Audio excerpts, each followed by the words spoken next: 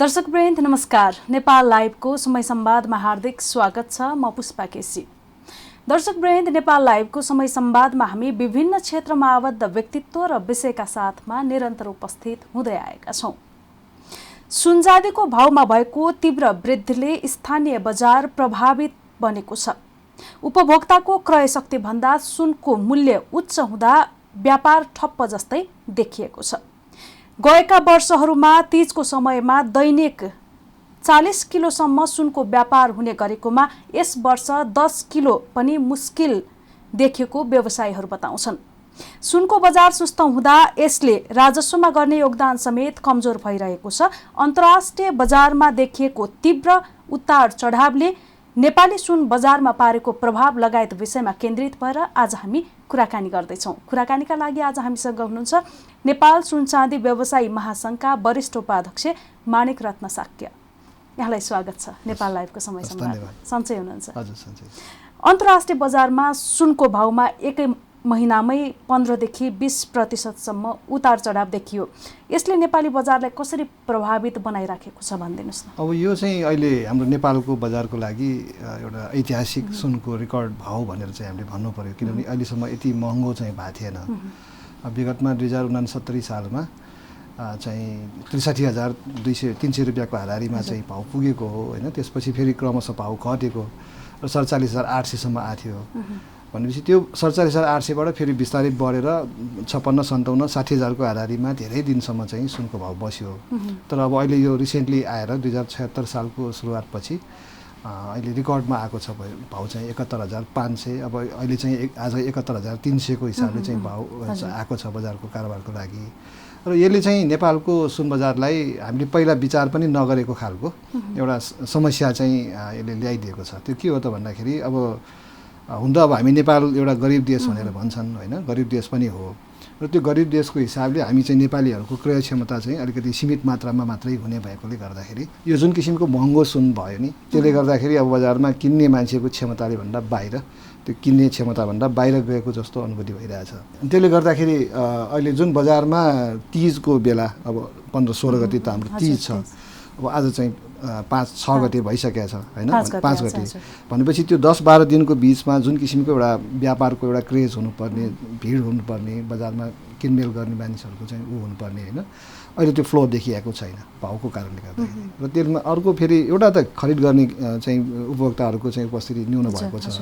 अर्कोतिर बिक्री गर्ने उपभोक्ताहरूको चाहिँ फेरि भिड लागेको छ बजारमा। जुन किसिमको एउटा बिक्री चाहिँ अब भाउ बढेको बेलामा हामीसँग भएको पुरानो गरगहनालाई बिक्री गरिहालौँ र पछि भाउ सस्तो भएपछि फेरि बनाउने भन्ने हिसाबले त्यो मानसिकताले अब हुन त अहिले फेरि यो तपाईँहरूकै जस्तो यो सञ्चार माध्यमको विकासले पनि होला, घर घरमा मोबाइलमा अहिले विभिन्न इन्फर्मेसन्सहरू, इकोनोमिक इन्फर्मेसन्सहरू चाहिँ सेयर हुन्छ र त्यसमा चाहिँ यो आर्थिक चाहिँ गतिविधिहरू होइन सबैको चाहिँ हातमा चाहिँ पहुँच भएकोले गर्दाखेरि पनि होला सायद सुनमा चाहिँ मानिसहरूले अहिले चाहिँ नाफा कमाउने समयको रूपमा चाहिँ ग्रहण गरेको जस्तो देखिन्छ र ग्राहकहरू चाहिँ सुन बिक्री गर्ने त्यसमा चाहिँ बढी देखिएका छन्। अहिले सुन कारोबार हुने प्रमुख सिजन मध्येकै एक अगाडि पनि जोडिसक्नु भएको छ। यसपटकको सिजनको व्यापार मूल्य बढेकै कारण न्यून भएको भनिएको छ। अवस्था त्यही हो कि अन्य? हजुर त्यही नै हो, किनभने सामान्य रूपमा पोहोर साल परार सालको हामीले विगतलाई यसो हेर्दाखेरि हाम्रो दिनको 35 देखि 40 किलोको हाराहारी यो बेलामा एकदमै व्यापार उच्च दरले बढ्नुपर्ने, नट ओन्ली काठमाडौँ भ्यालीमा मात्रै होइन कि बाहिरको जिल्लाहरूमा पनि सबै ठाउँमा व्यापारले एकदमै गति लिने ठाउँ सिजनको बेला हो यो। तर यही बेलामा भाउको कारणले गर्दाखेरि अब उल्टो किसिमको व्यापार भइरहेको अवस्था छ र यसले त अब अलिकति यही चाहिँ अलिक लामो समयसम्म निरन्तर हुने हो भनेदेखि यहाँ एउटा अर्को समस्या के हुनसक्छ भने सुन पसल गर्ने जुन व्यवसायहरू हुनुहुन्छन् उहाँहरूले चाहिँ लिक्विडिटी चाहिँ मेन्टेन गर्न नसकेर पसल चाहिँ अलिकति समस्यामा पर्न सक्ने, त्यो क्यास म्यानेज गर्न नसकेर त्यो पनि समस्या चाहिँ देखिने अवस्था चाहिँ मैले अगाडि चाहिँ देखिएको छु। हजुर, यसअघि चाहिँ प्रति तोला 1,000 रुपियाँ सस्तोमा सुन किन्ने व्यापारीले अहिले चाहिँ 3,000सम्म सस्तोमा उपभोक्ता सर्वसाधारणसँग सुन किन्न थालेको भन्ने सुनिन्छ। तर यसले त उपभोक्ता ठगिए नि होइन? अब यस्तो छ, अब कुनै पनि हाम्रो बजारमा जब डिमान्ड एन्ड सप्लाईको ब्यालेन्स भयो भने त्यसले मूल्य निर्धारण गर्ने हो। तर नेपालको अहिले सन्दर्भ मैले अघि भने नि बिक्रीको चाप एकदमै बढेको छ, खरिद गर्ने चाहिँ डिमान्डहरू आएको छैन। त्यसले गर्दाखेरि यो जुन एक्सेसिभ चाहिँ सप्लाई भइसकेपछि त्यो सप्लाईलाई कसरी मेन्टेन गर्ने भन्ने कुरा हुन्छ। र नेपालमा समस्या के छ भने अब जस्तो विदेशमा चाहिँ गोल्ड एक्सचेन्जहरू हुन्छ, जसले चाहिँ चाहेको बेलामा सुन बेच्छ पनि र चाहेको बेलामा सुन किन्छ पनि, बजारलाई एउटा ब्यालेन्स गर्ने एउटा निकायको रूपमा त्यसले काम गरिराखेको हुन्छ। र त्यो गोल्ड एक्सचेन्जको अवधारणा नेपालमा अहिलेसम्म इन्ट्रोड्युस भएको छैन, तर आवश्यकता त्यसको चाहिँ अहिले तत्काल रूपमा देखिएको छ। अहिले जुन किसिमले भन्नुभयो नि बिक्री गर्दाखेरि 2000 रुपियाँ 3000 रुपियाँ कममा किन्ने, अझ कसैले त त्यति कममा लिनुहोस् भन्दाखेरि पनि किन्न नसक्ने अवस्थामा आइसकेको छ। व्यवसायहरूको सीमित पुँजी हुन्छ र त्यो पुँजी पनि उनीहरूले बढी जस्तो चाहिँ गहनामै बनाएर चाहिँ लगानी गरिरहेको अवस्था हुन्छ भनेदेखि फेरि फर्दर अरू गहना फिर्ता आउँदाखेरि उहाँले किन्न नसक्ने अवस्था, किन पुँजी सीमित भएको कारणले गर्दाखेरि त्यो समस्या हुन्छ। र त्यस्तो अवस्थालाई निराकरण गर्नको लागि र त्यो आपूर्ति र चाहिँ सप्लाईलाई, डिमान्ड र सप्लाईलाई मात्रै चाहिँ त्यो ब्यालेन्स गर्नलाई होइन कि ओभरअलमा देशको आर्थिक गतिविधिलाई टेवा दिनको लागि र सरकारलाई पनि राजस्वको हिसाबले राम्रो गर्नको लागि र एउटा व्यवस्थित रूपमा कानुनी हिसाबले सुन चाँदीको कारोबारलाई गर्नको लागि त्यो गोल्ड एक्सचेन्जको चाहिँ आवश्यकता रहन्छ। र त्यो अवधारणा अहिले पनि सरकारलाई हामीले विभिन्न समयमा भनिराखेका छौँ कि नेपालमा जस्तो यो हाम्रो सेयरको कारोबार गर्नको लागि एउटा चाहिँ स्टक एक्सचेन्ज छ, नेपाल स्टक एक्सचेन्ज होइन, त्यस्तै किसिमको नेपालमा पनि एउटा गोल्ड एक्सचेन्जको आवश्यकता छ। र त्यो गोल्ड एक्सचेन्जको यदि हामीसँग अहिले चाहिँ त्यो स्थापना भइसकेको हुँदो हो त अब अहिले जुन तपाईँले भन्नुभयो नि 2000 रुपियाँ कममा 3000 रुपियाँ कममा त्यो बिक्री गर्ने भन्ने किसिमको गर्नै पर्दैन थियो। उहाँहरूले आफ्नो गोल्ड एक्सचेन्जमा गएर बेच्नुहुन्थ्यो होइन, अथवा गोल्ड एक्सचेन्जबाट किन्नुहुन्थ्यो। त्यो एउटा चाहिँ पुलको काम चाहिँ त्यो एक्सचेन्जले गर्थ्यो भनेदेखि त्यसको साथसाथमा सरकारलाई पनि त्यो कारोबार जुन त्यहाँ हुन्छ नि किन्ने अथवा बेच्ने, त्यो कारोबार हरेक कारोबारमा हामी चाहिँ यो सेयरको बजारमा गएर सेयर किन्दा अथवा बेच्दाखेरि जस्तै जुन किसिमको करहरू कट्छ नि त्यस्तै किसिमको चाहिँ सरकारलाई राजस्व पनि प्राप्त हुन्थ्यो। र अर्को कुरा के छ भने सुन चाँदी एउटा सम्पत्ति हो, हाम्रो सबै नेपालीहरूको घर घरमा सुन चाँदी हुन्छ र सबैले त्यसलाई चाहिँ एउटा आर्थिक रूपमा एउटा सञ्चय गर्ने हिसाबले पनि सुन चाहिँ जोडिराखेको हुन्छन् गरगहनाहरू। त्यस कारण त्यसलाई चाहिँ हामीले सम्पत्तिको रूपमा लिँदाखेरि पनि जस्तो अब आजभोलि चाहिँ हामीले सेयरै बेच्दाखेरि पनि त्यसमा पुँजीगत लाभ कर लाग्छ, अनि गएर चाहिँ जग्गा जमिन घर जग्गाहरू बेच्दाखेरि पनि त्यसमा पुँजीगत लाभ कर कसैले नाफामा बेच्नु पर्दाखेरि त्यो पाउँछ, किन तिर्नुपर्ने हुन्छ। सुनमा चाहिँ यो लाभ कर छैन अहिलेसम्म। अब त्यसमा यसलाई चाहिँ एउटा सिस्टममा ल्याउने काम चाहिँ अहिलेसम्म भएको छैन। अब जस्तो तपाईँको यो बेच्दाखेरिको कसैले आजभन्दा 10 वर्ष 15 वर्ष अगाडि बनाएको गहनाहरू होइन, कुनै 10,000 20,000 25,000मा बनाएका छन् होइन, कसैले अब त्योभन्दा पनि सस्तोमा पनि बनाएका होलान्, पुरानो भइसकेको हुन्छ। अब त्यो गहना ल्याएर म बेच्छु भनेर ल्याउँदाखेरि उहाँको बिलमा सपोज अब 8,000 रुपियाँमा तोलाको बनाएको छ, अहिले बेच्दाखेरि 71,000को चलनमा उहाँले 70,000 यहाँले भने जस्तो सुनको किनबेचमा भएको नाफामा पुँजीगत लाभ कर लगाउने विषय चाहिँ बहसमा आएको अहिले देखिँदैन। त्यो गर्नुपर्छ, किनभने यदि गोल्ड एक्सचेन्जको प्रावधान सरकारले अगाडि ल्यायो भने यो सम्भव छ। किन त्यसमा त सबै रेकर्डेड हुन्छ नि, मैले कुन बेलामा गहना बनाएँ, कति परेको थियो र अहिले मैले बेच्दाखेरि कति पाएँ, त्यसमा कति मैले नाफा गरेँ, त्यो नाफा भएको पैसामा मैले चाहिँ सरकारलाई अथवा आफ्नो देशलाई होइन राष्ट्रलाई बुझाउनु पर्ने लाभ करको रूपमा जुन एउटा व्यवस्था हुनुपर्ने हो त्यो स्टक एक्सचेन्ज भइदिएको खण्डमा जस्तै हाम्रो चाहिँ गोल्ड पनि एक्सचेन्ज हुने हो भनेदेखि त्यो लाभ करको पनि सरकारलाई चाहिँ फाइदा हुन्छ। र हामी नेपालीहरू सबैले पनि आफ्नो देशको लागि योगदान गरौँ, राष्ट्रको लागि केही होइन त्यसको चाहिँ योगदान गर्नुपर्ने ठाउँमा आफ्नो ठाउँबाट त्यो गर्न सकिने पनि एउटा चाहिँ ठाउँ हुन्थ्यो। नभए अहिले चाहिँ जति पनि कारोबार भइराखेको छ त्यसमा त्यो लाभ करको कुरा छैन। उहाँले 10,000मा किन्नु भएको छ, 70,000मा बेच्नु भएको छ, फाइदा त सबै त भइरहेछ, व्यक्तिगत रूपमा मात्रै भयो, अनौपचारिक रूपमा मात्रै भयो। सुनको मूल्य यसरी नै अलिकति केही समय अझ वृद्धि हुँदै जाने हो भने यसले नेपालको अर्थतन्त्रमा पार्ने प्रभाव कस्तो हुन्छ? यसले चाहिँ विश्वको अर्थतन्त्रलाई प्रभाव पारेको छ र त्यो विश्वबाट हामी नेपाल अलग रहन चाहिँ सक्दैनौँ। नेपाल पनि विश्वकै एउटा अङ्ग हो होइन, तर हाम्रो पार्ट चाहिँ सानो छ। नेपाल सानो देश छ, हामी गरिब छौँ, धेरै हाम्रो चाहिँ पर्चेजिङ क्यापासिटी छैन र हाम्रो छिमेकी देशहरू जस्तो चाइना अथवा इन्डियाको हामीले कुरा गर्ने हो भनेदेखि सबैभन्दा संसारमै सबैभन्दा बढी सुन किन्ने देश चाइना 1 नम्बरमा यतापट्टि, 2 नम्बरमा इन्डिया छ र उनीहरूको बिचमा हामी सानो बजार होइन, नेपालको त सानो छ, त्यसको हाम्रो अब दिनमा फेरि 20 किलोको कोटा पनि लगाइरहेको छ भने चाहिँ हामी धेरै सुन चाहेर पनि किन्न सक्ने अवस्था चाहिँ छैन। त्यस कारणले हाम्रो यो जुन सुन चाँदीको बजारमा पर्ने असर चाहिँ त कमै छ, न्यून नै छ, तर त्यसको सम्भावना चाहिँ छ, त्यो असर चाहिँ डेफिनेटली पर्छ टु सम एक्सटेन्ट। हजुर, अब अहिले यो सुन चाँदीको मूल्य बढिराख्नुमा अमेरिका र चीन बीचको व्यापारिक द्वन्द्वलाई प्रमुख मानिएको छ। हजुर। यही नै कारण हो कि अरू पनि कारण छन् अथवा यो अझै यो सुनको मूल्य बढ्ने घट्ने सम्भावना के छ? हो, अहिले मैले अघि भनेको थिएँ सुनको यो जुन बजारको अहिलेको अन्तर्राष्ट्रिय विज्ञहरूको चाहिँ जुन किसिमको अनुमान छ उहाँहरूको चाहिँ भविष्यको हिसाबले चाहिँ गर्दाखेरि कुरा के छ भने अहिले यो अमेरिका र चाइनाको व्यापार युद्धको मात्रै कुरा होइन, ओभरअल विश्वको चाहिँ आर्थिक चाहिँ जगतमा एउटा मन्दी आउने कुरा चाहिँ आएको छ होइन। त्यो मन्दी कस्तो त भन्दाखेरि जस्तो 2011मा 2008मा होइन अमेरिकामा ठुलो चाहिँ मन्दी आएको थियो र त्यसको साथसाथमा युरोपमा पनि 2021मा पनि अमेरिकामा फेरि आर्थिक मन्दी आउन सक्ने भनेर 2021 होइन 2020मै आउँछ, 20मै आउँछ भन्ने कुरा आइसकेको छ। र अब युरोपको पनि धेरैवटा देशहरू ग्रिसदेखि लिएर विभिन्न देशहरूमा आर्थिक मन्दी आएर इभेन चाहिँ फ्रान्सले समेत पनि आफ्नो चाहिँ त्यो जुन लोनहरू चाहिँ चुक्ता गर्नलाई गाह्रो भएको समाचारहरू हामीले सुनेका थियौँ होइन। त्यस्तै गरेर अब अहिले चाहिँ हेर्दाखेरि यो जुन आर्थिक मन्दीको जुन अहिले चाहिँ अगाडि देखिएको छ सिनारियो, त्यो सिनारियोलाई मिट गर्नको लागि विभिन्न देशको सेन्ट्रल ब्याङ्क्सहरूले, जस्तो अब नेपालको लागि नेपाल राष्ट्र ब्याङ्क भन्छ नि, त्यस्तै चाहिँ विभिन्न नोट निष्कासन गर्ने सेन्ट्रल ब्याङ्क्सहरूले आफ्नो सुनको जुन रिजर्भ उहाँहरूले राख्नुपर्ने हो त्यो रिजर्भमा उहाँहरूले वृद्धि गर्दै लगेको छ।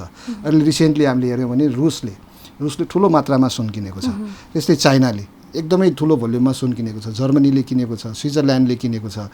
त्यो सबै रिजर्भ ब्याङ्क्स त्यो सेन्ट्रल ब्याङ्क्सहरूले सुन जम्मा गर्नुको पछाडिको मूल चाहिँ उद्देश्य के हो त भन्दाखेरि यो जुन अहिले यो मन्दी आउँदैछ नजिकिँदैछ त्यो मन्दीबाट चाहिँ आफ्नो देशको अर्थतन्त्रलाई जोगाउनको लागि गोल्ड ब्याक इकोनोमी गर्ने। त्यो गोल्ड ब्याक भनेपछि त्यो सुनलाई चाहिँ एउटा भौतिक रूपमा चाहिँ हामीले हेर्न सक्ने अथवा चाहिँ आफूसँग भएको महसुस गर्न सक्ने सम्पत्तिको रूपमा लिइन्छ। जबकि अरू सेयरमा लगानी भनौँ होइन, विभिन्न करेन्सीहरूको लगानी भनौँ, त्यो भनेको एकदमै फ्लक्चुएट भएर चाहिँ अब सेयर मार्केट स्वाटै तल जान सक्ने सम्भावना छ। मूल्यको पनि अब मुद्राको पनि मुद्रा बजारको पनि मूल्यहरू डलरको मूल्य तल जान सक्ने भन्ने कुरा छ। त्यसले गर्दाखेरि यो सबै कुराहरूलाईबाट बचेर आफ्नो सम्पत्तिको सुरक्षित गर्नको लागि विभिन्न रिजर्भ ब्याङ्क्सहरूले सेन्ट्रल ब्याङ्क्सहरूले चाहिँ सुनमा लगानी बढाएको छ। र त्यसले गरेर पनि अब यो सुनको डिमान्ड बढ्यो नि त, उनीहरूले त टनका टन होइन एकदमै हजारौँ टन चाहिँ उनीहरूले चाहिँ सुन स्टकमा राखिदिइसकेपछि बजारमा सप्लाई त स्कार्स हुन्छ, कम हुन्छ र त्यसले गरेर सुनको मूल्यमा बढी चाहिँ प्रेसर पर्ने हुन्छ, बढ्न सक्ने सम्भावना त्यहाँनिर आउँछ। र अर्को कुरा के छ भने संसारमा अहिले जुन डलरको एउटा चाहिँ युनिभर्सल करेन्सीको रूपमा सबै देशमा डलर चलाउने चाहिँ प्रचलन रहेको छ र त्यो प्रचलनबाट चाहिँ धेरैवटा देशहरूले छुटकारा पाउन खोजिरहेको छ। जस्तो रुसको कुरा गरौँ, रुसले अहिले रिसेन्टली सुन किन्नुको पछाडिको मोटिभ के हो त भन्दाखेरि उनीहरूलाई चाहिँ डलरबाट उनीहरूको डिपेन्डेन्सी डलरमा छ, त्यो डलरको डिपेन्डेन्सीलाई कम गर्दै आफ्नो चाहिँ छुट्टै किसिमको चाहिँ आर्थिक चाहिँ व्यवस्था गर्ने भन्ने किसिमको सोचाइ रह्यो। त्यस्तै चाइनाले के गर्दैछ भने उसको आरएमबी जुन छ युवान भन्छ, त्यो युवानको लागि पनि उसले युनिभर्सल करेन्सी डलरको विकल्पमा हाम्रो चाइनिज करेन्सी पनि संसारमा चल्ने हुनुपर्छ र त्यसको लागि चाहिँ ग्यारेन्टीको रूपमा चाहिँ हामीसँग सुन छ। हामी चाहिँ सुन यसको बाटलामा यो ब्याकिङ चाहिँ सुन गोल्ड ब्याक चाहिँ करेन्सी हो हाम्रो, यसमा चाहिँ हामीले चाहिँ जानुपर्छ भनेर अगाडि आइरहेछ भन्ने इरानले पनि क्रिप्टो करेन्सी जस्तै एउटा चाहिँ डिजिटल करेन्सी मुद्रा ल्याएको छ जसलाई चाहिँ गोल्डले ब्याक गरेको छ। उसले पनि सुनको धेरै ठुलो स्टक चाहिँ इरानले राखेको छ भनेपछि यो सबै अर्थतन्त्रसँग सम्बन्धित कुरा विश्व अर्थतन्त्रसँग र अर्को विश्व राजनीतिसँग पनि, किनभने यो जुन युद्धको कुराहरू पनि अहिले आइराखेको छ, इरानसँगको युद्ध, उत्तर कोरियासँगको युद्ध, चाइनासँगको कुरा टसलहरू होइन, यो सबै कुराहरूले चाहिँ सिधा असर चाहिँ सुनमा परिराखेको छ र निकट भविष्यमा सुनको भाउ चाहिँ घट्ने सम्भावना चाहिँ मैले देखाएको छैन। अहिले अब तीज आउन केही दिन मात्रै बाँकी छ, अब ग्राहकहरूले थोरै मात्रै अहिले सुन किनिराखेको भनेर यहाँले जसरी जानकारी दिनुभयो, अझै पनि कतिपय व्यक्तिहरू अहिले पनि दोधारमै हुनुहोला। यसको लागि उत्तम विकल्प के हुन सक्छ, किन्ने कि नकिन्ने भन्ने दोधार? अब मैले अघि भने नि संसारकै चाहिँ अङ्ग चाहिँ नेपाल पनि हो र हामी नेपालीहरू नेपालमा बस्ने कारणले गर्दाखेरि विश्वमा घट्ने विभिन्न घटनाहरूबाट हामी पनि अहिले प्रभावित हुन थालेका छौँ। त्यो छुटकारा हामी पाउनेवाला चाहिँ छैनौँ। र मैले भने रिसेन्टली जुन किसिमको यो सिनारियो देखिसकेपछि अब यो तीजलाई मात्रै होइन, हामी नेपालीहरूको एउटा जुन सम्पत्तिको एउटा चाहिँ वृद्धि गर्ने भनौँ न होइन, आर्थिक लाभ गर्ने एउटा अवसरको रूपमा पनि हामीले यसलाई चाहिँ हेर्नुपर्छ। अब कुनै चिजको भाउ बढ्न सक्ने सम्भावना भयो भने डेफिनेटली यसमा लगानी गर्नुपर्छ मेरो विचारमा चाहिँ होइन। त्यसमा अझ बढी चाहिँ लगानी गर्यो भने हामीले लाभ पनि बढी पाउने सम्भावना हुन्छ। अब त्यो भनेर फेरि स्पेकुलेटिभ त्यसलाई चाहिँ फेरि अब एउटा चाहिँ त्यसलाई के भन्छ, अब स्पेकुलेसन भन्छ होइन, बढी चाहिँ हामीले त्यसैमा मात्रै हल्लाको भरमा पछि दौडेर मात्रै पनि हुँदैन। आफ्नो आर्थिक क्षमता, आफ्नो घर परिवारको बजेट र त्यो सबैलाई मिलाएर अब आफ्नो धर्म संस्कृति रीतिरिवाजलाई पनि होइन कन्टिन्यू गर्नुपर्ने हुन्छ। अब जस्तै अहिले तीजको बेला आउँदैछ, दसैँ आउँदैछ, तिहार आउँदैछ, चाडबाडहरू सुरु हुँदैछ, त्यसलाई पनि हाम्रो चाहिँ जुन चलनचल्ती आफ्नो एउटा चाहिँ रीतिरिवाजबाट मान्दै आउँदाखेरि चाहिने गहनाहरू त बनाउनै पनि पर्यो र आफ्नो बजेटले भ्याउँदैन भनेपछि पनि आफूले चाहिँ अब पुरानो गहनाहरू चलाउनु त आफ्नो छँदै छ, त्यसको अलावा आफ्नो बजेट छ, आफूले चाहिँ सेभिङ्सहरू गरेर राख्नु भएको छ भन्दाखेरि सुन एउटा उत्तम विकल्पै हो अरूहरूको दाँजोमा। सुनलाई विलासी वस्तु मानेर आयातमा कडाइ गर्नुपर्ने माग हुँदा तपाईँहरू चाहिँ कोटा बढाउने माग गर्नुहुन्थ्यो। हजुर। तर अहिले थोरै मूल्य बढ्दा पनि अवस्था उल्टिएको छ। यहाँले कोही कुराबाट पनि त्यो प्रश्न भइसक्यो। व्यवसायले बजार नहेरी एकहोरो कुरा उठाइरहेको भनेर आलोचना पनि हुन्छ यहाँहरूको। तपाईँहरूले बजार नबुझेकै हो?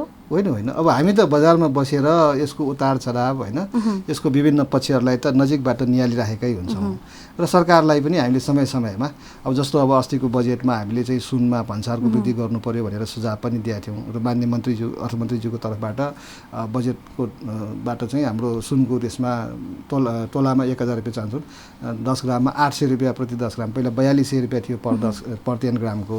अस्तिको बजेटबाट चाहिँ 5000 पनि बनाउनको उहाँले बनाउनु भयो, हामीले सजेसन गरेका थियौँ कि भन्सार बढाउनुपर्छ अब भनेर। र अर्को कुरा फेरि अब यो रिसेन्टली जुन राष्ट्र ब्याङ्कबाट पनि मौद्रिक नीतिबाट सुनको चाहिँ जुन किसिमको चाहिँ यो व्यवस्थापन गर्ने राष्ट्र ब्याङ्कबाट सिफारिसबाट चाहिँ गर्ने कोटा सिस्टमबाट गर्ने सन्दर्भमा हामीले विगतमा यो नेपालमा भइरहेको तस्करी होइन, विभिन्न यसको चाहिँ कालोबजारीलाई चाहिँ नियन्त्रण गर्नको लागि पनि यो कोटा चाहिँ कम छ, यसलाई हामीले बढाउनुपर्छ भनेर भनिरहेको थियौँ। त्यो सामान्य परिस्थितिमा यो भाउ नबढेको सन्दर्भमा। भाउ बढिसकेको सन्दर्भमा के भयो त भन्दाखेरि यो सुनको भाउ बढ्न साथै डिमान्ड स्वाट्टै तल गयो। किन? बिकज अब हाम्रो पर्चेसिङ क्यापासिटी नै कम छ, त्यसले गर्दाखेरि डिमान्ड स्वाट्टै घट्यो। र अब हामी उपभोक्ताहरूको पनि एउटा मेन्टालिटी कस्तो भयो भने अब बढेको बेलामा किन बनाउनु पर्यो र, अब अझै घटिहाल्छ, 2-4 दिनमा घट्ला अनि बनाउला भन्ने किसिमको वेट एन्ड वाचमा उहाँहरूको चाहिँ एउटा स्थिति त्यो पनि रह्यो। त्यसले गर्दाखेरि बजारमा डिमान्ड नहुने हामीले सङ्केत देखिसकेपछि अब आज त भदौको हामी चाहिँ 5 गते हामी चाहिँ यहाँ बसिरहेछौँ, अहिले कुरा गर्दैछौँ। तर असारको 10 गते नै हामीले राष्ट्र ब्याङ्कलाई, नेपाल राष्ट्र ब्याङ्कलाई सम्बोधन गरेर ब्याङ्कर्स एसोसिएसनलाई पनि सम्बोधन गरेर सुनको अहिलेको बजार चाहिँ एकदमै नकारात्मक हुने सम्भावना देखियो। बजारमा अन्तर्राष्ट्रिय बजारको भाउ स्वाट्टै सुटअप हुने चाहिँ सम्भावना देखियो र त्यसले नेपालको सुन बजारलाई नकारात्मक असर गर्छ, डिमान्ड हुँदैन। त्यस कारणले अहिलेको लागि सुन नझिकाउनुहोस्, अहिलेको लागि नेपालको लागि सुन आवश्यक नरहला, त्यस कारणले सुन नझिकाउनुहोस् भनेर पत्र मार्फतै हामीले चाहिँ जानकारी पनि गराएको। अब राष्ट्र ब्याङ्कलाई पनि जानकारी गराएँ, ब्याङ्कर्स एसोसिएसनलाई पनि गराएँ, तर उहाँहरूले त्यो कुरालाई मान्नु भएन र उहाँहरूले निरन्तर रूपमा सुन इम्पोर्ट गरि नै राख्नुभयो। र अब त्यसको अब अन्तिममा के भयो त भन्दाखेरि त्यो सुन बिकेन होइन। त्यो बेलामा हामीले पत्र लेख्ने बेलासम्ममा 200 किलोको हाराहारी चाहिँ सुन थियो बजारमा, ब्याङ्कहरूमा बसिराखेको थियो। अब त्यो सुन बिक्न गाह्रो हुन्छ भनेर हामीले चाहिँ त्यो अब नचिकाउनुहोस् है भनेर भनेको। तर उहाँहरूले त्यो छिकाउने क्रम नरोकिदिँदाखेरि त्यसले के भयो त भन्दाखेरि 80सम्म 750 किलो सुन थियो होइन। 750 किलो सुनमा अहिले बिस्तारै अलिअलि घटेर अहिले 655 किलो चाहिँ अहिले ब्याङ्कमा चाहिँ पडिरहेको छ। र त्यो पनि अब अलिकति बिस्तारै चाहिँ रिलिज चाहिँ हुन्छ, क्रमशः कम चाहिँ भएर जान्छ। तर त्यसले चाहिँ के गर्यो त भन्दाखेरि देशको अब भनौँ न जुन किसिमको यो पैसा चाहिँ फ्रिज हुने काम भयो नि त। 600 किलो सुन भनेको यहाँ होइन नि होइन, त्यसको त लगानी हामी चाहिँ पैसाको हिसाब गऱ्यो भने त धेरै करोडौँ रुपियाँको चाहिँ पैसा त त्यहाँ फ्रिज भएर बस्यो। भनेपछि यो कुरालाई पनि हामीले यसो करोड होइन अरब 3 अरबको अरबौँको त्यो सुन चाहिँ अब त्यो ब्लक भएर बसेको, त्यसलाई चाहिँ हामीले रिलिज गराउनलाई कोसिस हामी गरिरहेछौँ। र यो नचाहिँदो किसिमको ब्लकेज भयो नि त होइन। त्यसले कस्तो मेसेज गयो भन्दाखेरि हामीले अरू बेलामा चाहिँ डिमान्ड चाहियो, बढी चाहियो भनेर भन्ने, तर अहिले चाहिँ किन कम भयो भनेर भन्दाखेरि हाम्रो कन्ट्राडिक्टरी तपाईँले अघि सङ्केत गर्न खोज्नु भएको त्यही नै हो। तर त्यो सबै के हो त भन्दाखेरि मार्केटको फेनोमेना भने कस्तो हो भने यसले सिधै विभिन्न चिजहरूले यसलाई इन्भाइरोमेन्टहरूले यसलाई प्रभाव पारिराखेको हुन्छ। एउटा मूल्यको, एउटा डिमान्डको, अर्को सप्लाईको। अब सुनको अहिलेको सन्दर्भमा हेर्दाखेरि मूल्यले सबैभन्दा ठुलो प्रभाव पारेको देखिन्छ। हजुर, नेपालको सुन बजारमा ब्याङ्कको सुन बाहेक अन्यत्रबाट पनि सुन आउँछ भन्ने चर्चा भइरहेको छ। हजुर, यो अन्यत्रबाट आएको सुनको कारोबार पनि हुन्छ, यो अवस्था त्यस्तै हो कि? अब यो अवस्था चाहिँ अब विभिन्न समयमा यहाँ विभिन्न ठाउँमा सुनहरू बरामद भएको भन्ने समाचारहरू त आइ नै राखेको छ। अब त्यसलाई हामीले कसैले पनि त्यसलाई चाहिँ मतलब त्यसलाई चाहिँ गर्नुपर्ने कुरा छैन होइन। त्यो त स्पष्टै छ, देखिरहेकै छ कि कहिले 5 किलो, कहिले 2 किलो, कहिले 5 होइन सुनहरू विभिन्न समयमा विभिन्न ठाउँमा समातिराखेको छ। त्यो अवैध कारोबार गर्नेहरू सलबलाइराखेकै छ। र त्यसको पछाडिको कारण चाहिँ के हुनसक्छ त भन्दाखेरि अस्तिसम्म जब चाहिँ बजारमा डिमान्ड थियो त्यो बेलामा चाहिँ अब डिमान्ड भएको बेलामा सप्लाई कम भयो भने त्यो सप्लाईको र डिमान्डको बिचमा जुन ग्याप हुन्छ त्यो ग्याप फुलफिल गर्नको लागि धेरै तत्त्वहरूले त्यहाँ अवसर पनि पाउँछ र त्यो अवसरलाई उनीहरूले चाहिँ क्यास गर्न खोज्ने पनि हो। र अर्को एउटा कुरा भन्सारको कुरा पनि हो। जस्तो अब 1 किलो सुन चाहिँ उनीहरूले भन्सार त्यो त भन्सार त्यतिर ल्याइँदैन त्यो होइन अवैध आउने सुनमा भनेपछि 1 किलो सुन उनीहरूले पास गर्न सक्यो भने 5 लाख रुपियाँ चाहिँ एकै किलोमा उनीहरूले नाफा प्रत्यक्ष रूपमा पाउने चाहिँ त्यहाँ ठाउँ भयो भनेपछि त्यो अलिकति नाफाको लागि पनि उनीहरू बढी त्यसमा प्रेरित भएको चाहिँ हुनसक्छ एउटा मोटिभ चाहिँ होइन। र अर्को चाहिँ त्यो डिमान्ड एन्ड सप्लाईको जुन एउटा ब्यालेन्स गर्नुपर्ने कुरामा अब हामीले सरकारलाई विभिन्न समयमा भनेका छौँ कि नेपालको सुन बजारमा सिजनको बेलामा 35 देखि 40 किलो सुन चाहिन्छ तर सरकारको चाहिँ कोटा छ नै 20 किलो। अब बल्ल बल्ल अस्तिको मौद्रिक नीतिबाट चाहिँ हामीलाई 25 किलो सिजनको बेलामा 25 किलोसम्म सुन दिने भन्ने किसिमको चाहिँ उहाँहरूले व्यवस्था गर्नुभयो त्यो पनि स्वागतयोग्य नै हो।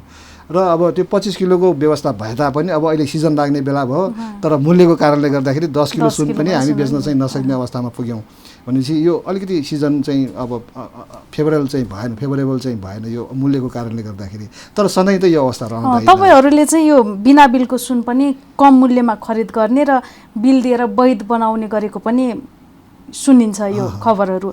सुन व्यवसायले नै अवैध कारोबारमा सहयोग गरेको जस्तो पनि देखियो नि यसले त के हो यसको यथार्थता? अब यो सुनमा बिल नभएको भन्ने कुरा चाहिँ मतलब कुनै केसमा मात्रै हुन्छ। जस्तो अब भनौँ न 2072 सालमा जब भुइँचालो आएको बेलामा धेरैजना मानिसहरूको चाहिँ घरहरू पनि भट्किए, कतिजना मान्छे बेघर भए, कतिजना बाहिर पनि रहे होइन। त्यो अलि एउटा नेचुरल क्यालामिटिजको चाहिँ अवस्था भयो। त्यो बेलामा चाहिँ कसैले आफ्नो बिल हरायो भन्ने गहनाको चाहिँ है अब त्यो काँचो ढिका सुनको त मैले अहिले कुरा गर्दिनँ। त्यो गहनाहरूको चाहिँ बिल हराउन सक्छ होइन। तर त्यो चाहिँ एउटा हराए पनि जुन ठाउँमा उनीहरूले बनाएको हुन्छ त्यो बनाएको मान्छेले त आफ्नो गहना त चिन्छ नि त होइन। जस्तो तपाईँले आएर चाहिँ मकहाँ चाहिँ केही गहना बनाउनु भएको थियो 2070-72 सालमा त्यसको बिल हरायो भनेपछि पनि त्यो बिलमा चाहिँ हाम्रो पसलको हाम्रो चाहिँ जुन काम गर्ने चाहिँ एउटा त्यो स्ट्याम्पिङ चाहिँ त्यो सामानमा भइराखेको हुन्छ र त्यसले चाहिँ एउटा सुनको गहनालाई चिन्ने एउटा चाहिँ आइडेन्टिटी त्यसमा चाहिँ परिचय दिने काम चाहिँ त्यसमा हुन्छ।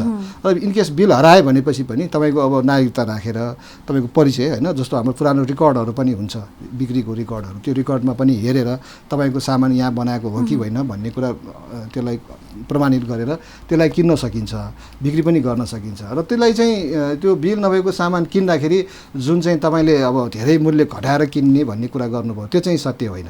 किनभने आजभोलिको जुन मैले अघि टेक्नोलोजीको कुरा गरेँ हातमा मोबाइल छ र तपाईँहरूको यो अनलाइनदेखि लिएर सबै सञ्चार माध्यमको कारणले गर्दाखेरि सबैसँग त्यो सूचनाहरू चाहिँ हामीसँग भन्दा पनि पहिला उपभोक्ताहरूले चाहिँ आजको भाउ कति हो भन्ने कुरा थाहा पाउनुहुन्छ होइन। अब हामीसँग पनि आउँछ तर हामीसँगसँगै उहाँहरूसँग पनि आइसकेका हुन्छ र बजारमा आउँदाखेरि आजको भाउ त यति होइन र भनेर उहाँहरूले सिधै भन्नुहुन्छ। अब त्यसमा कम गरेर किन्ने भन्ने कुरा चाहिँ सत्य होइन।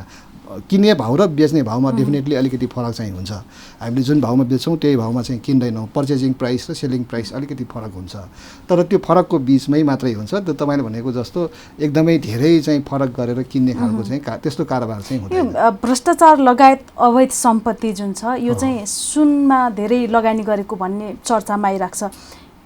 यसको यथार्थता कस्तो छ, यसको अवस्था कस्तो छ भनिदिनुहोस् न। अब यो चाहिँ अब हाम्रो नेपालको अब पुरानै रोग भन्नु पर्ला। अब भ्रष्टाचार त अब के भन्ने हो यो संस्थागत रूपमै धेरै ठाउँमा होइन विभिन्न किसिमबाट भइरहेकै हुन्छ र भ्रष्टाचार गरेर कमाएको सम्पत्ति अब कहीँ न कहीँ त राख्नु पर्यो नि भन्दाखेरि अब सुनमा मात्रै होइन धेरै ठाउँमा हुन्छ। जस्तो जग्गा जमिन हुन्छ, ब्याङ्क्स अब त्यो बढी चाहिँ सुनमा अहिले पछिल्लो समय सुन चाहिँ सजिलो कहाँबाट जस्तो लाग्छ भनेदेखि मैले पनि धेरैवटा यस्तै यो भ्रष्टाचारसँग सम्बन्धित अख्तियार दुरुपयोगसँग सम्बन्धित धेरैवटा चाहिँ केसहरूमा हामीले चाहिँ सम्पत्तिको मूल्याङ्कन गर्ने सन्दर्भमा कसैको लकर चाहिँ सिज गरेको हुन्छ त्यो सिज गरेको लकरमा रहेको सम्पत्तिको मूल्याङ्कन गर्नुपर्ने, कसैलेको चाहिँ त्यो बरामद गरेको सुन चाँदी अथवा गरगहनाहरूको मूल्याङ्कन गर्नुपर्ने हामीले चाहिँ त्यो अवसर हामीले पाएका छौँ। र त्यो पाउँदाखेरि के देखिन्छ भन्दाखेरि सुन चाँदीमा पनि पैसा चाहिँ आउँदो रहेछ भन्ने देखिन्छ त्यसमा। त्यो किनभने उहाँहरूको सम्पत्तिमा त्यो सुन चाँदीको मात्रा पनि छ तर त्यसको साथसाथमा घर जग्गा होइन विभिन्न किसिमको अब अरू सामानहरूमा पनि उहाँहरूले आफ्नो चाहिँ अब पैसा नै हो आएको छ जहाँ पनि खर्च गरे भयो भन्ने हिसाबले। तर कम्पेरिटिभली जस्तो ब्याङ्कमा राख्नुभयो तपाईँले 10 लाखभन्दा बढीको कारोबार गरेको रकमको तुरन्तै खबर चाहिँ त्यहाँ राष्ट्र ब्याङ्कमा पुग्छ। जग्गा जमिनमा राख्नुभयो त्यसको पनि अब तुरन्तै सरकारकोमा त्यो इन्फर्मेसन चाहिँ पुग्छ। तर सुन चाँदीमा चाहिँ सजिलो कहाँनिर छ भन्दाखेरि यसको चाहिँ अलिक व्यवस्थित रूपमा त्यो डाटाबेस राख्ने, त्यसलाई चाहिँ अब अलिकति सूचनाहरू चाहिँ सम्बन्धित निकायमा पुर्याउने त्यो मेकानिजम चाहिँ बनिसकेको छैन। र रिसेन्टली अब अस्ति राजस्व अनुसन्धान विभागमा हामी जाँदाखेरि त्यहाँ राजस्व अनुसन्धान विभागले यो सम्पत्ति शुद्धिकरणसँग सम्बन्धित नीति नियमहरू निर्देशिकाको रूपमा सुन चाँदीमा पनि अबदेखि तपाईँहरूले चाहिँ ग्राहकको एउटा चाहिँ परिचय राख्नुपर्ने र ग्राहकले किनबेच गर्दाखेरि उहाँको चाहिँ कारोबारको जुन भोल्युम छ त्यो भोल्युम एक्सिड गर्यो भने त्यो एक्सिड गरेको मान्छेको रेकर्ड चाहिँ सम्बन्धित निकायमा पुर्याउनु पर्ने भन्ने किसिमको अहिले त्यो ड्राफ्ट चाहिँ बनाउनु भएको छ। त्यसलाई पनि अब लागू गर्दै छ। त्यो भएपछि त्यसले पनि डेफिनेटली सुन चाँदीमा आउने त्यो अवैध जुन कालो धनहरू भनौँ न त्यो प्रयोग गर्नेमा अलिकति दुर्साहन चाहिँ पुग्ला।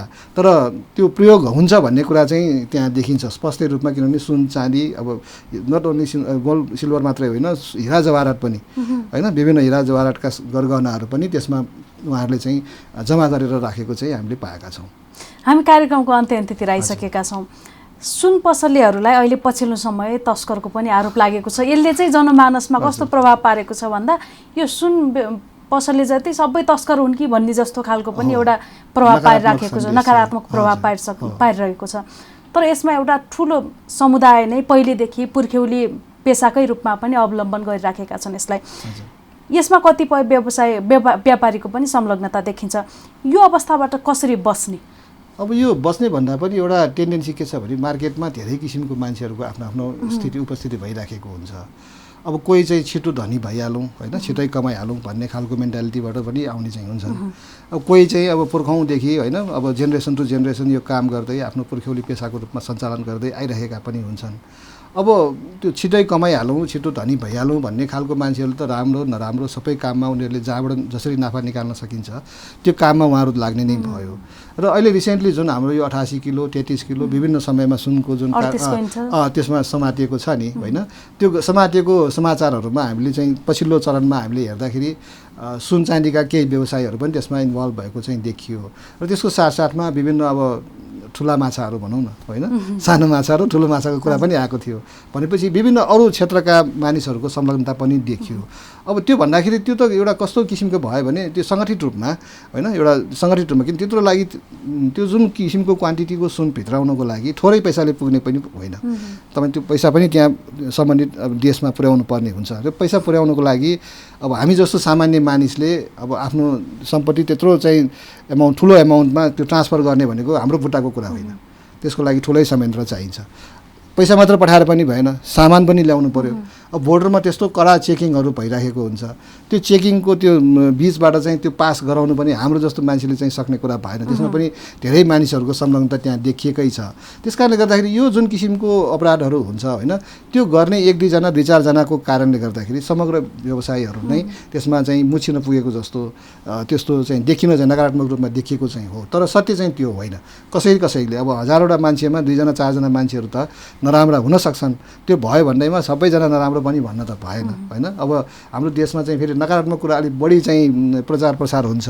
अब नेताहरू भनेपछि सबै चाहिँ भ्रष्ट होइन, कर्मचारीहरू भन्यो भने सबै घुस्या, व्यापारी भनेपछि सबै ठग तस्कर भनेर चाहिँ मतलब भन्ने किसिमको परिपाटी चाहिँ हामीलाई चाहिँ त्यो आउँछ।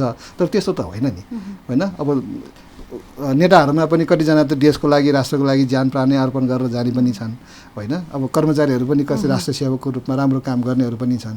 त्यस्तै व्यापारीहरू पनि सबैजना तस्कर चाहिँ होइन।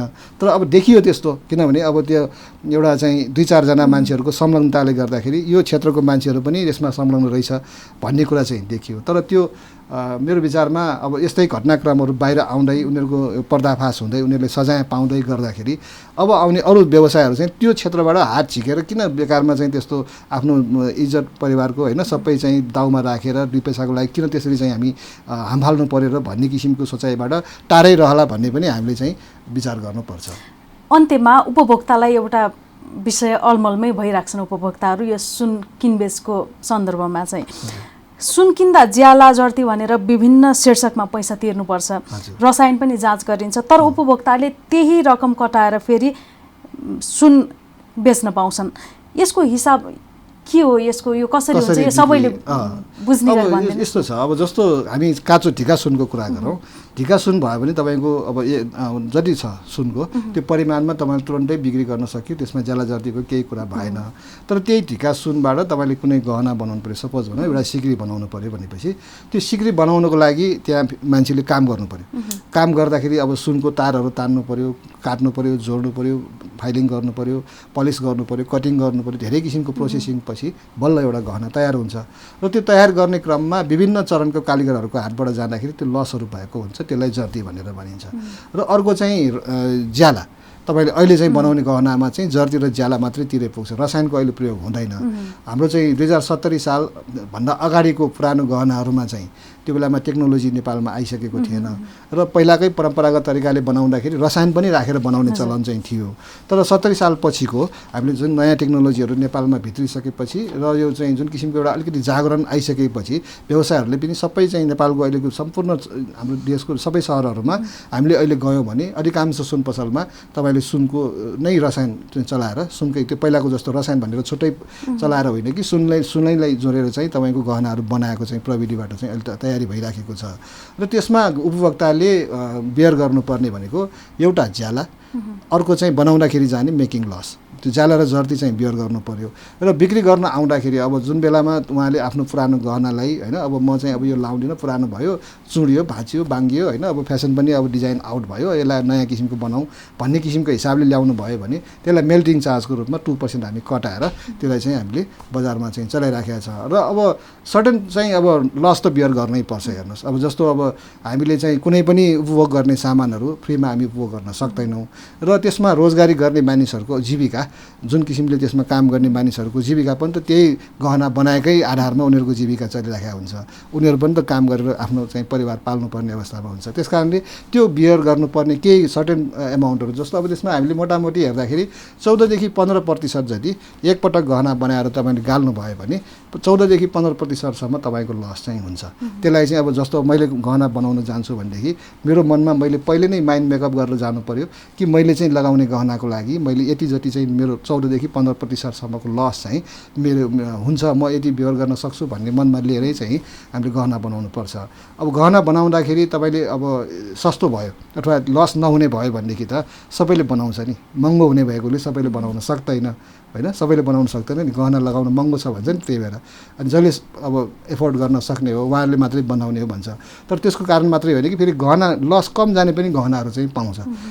जति बढी फेन्सी डिजाइनको भयो त्यति बढी लस जान्छ, जति कम चाहिँ डिजाइन भएको खँडिलो डिजाइनहरू जस्तो बेरुवा औँठीहरू चाहिँ प्लेन रिङहरू, अब हामी रिङमा कानमा पनि बेरुवा बटारेको चाहिँ चिरबेरेको होइन रिङहरू लाउँछन्, सलिड मुन्द्राहरू लाउँछन्, त्यसमा चाहिँ लसहरू कम्पेरिटिभली धेरै कम छ, त्यसमा चाहिँ नोक्सान अलिक कम हुन्छ। अब कस्तो गहना लाउने होइन, कम नोक्सान जाने लाउने कि धेरै नोक्सान जाने लाउने, त्यो त अब उपभोक्ताले आफैले चयन गर्ने कुरा हो। त्यसलाई चाहिँ अब व्यवसायले त तपाईँले यस्तो बनाइदिनुहोस् भने चाहिँ उसले बनाइदिन्छ होइन। अब त्यसमा लस कतिसम्मको बियर गर्ने भन्ने कुरा त आफूले विचार गरेर गहना बनाउन दिँदाखेरि डिजाइन चाहिँ आफूले रोज्नुपर्छ।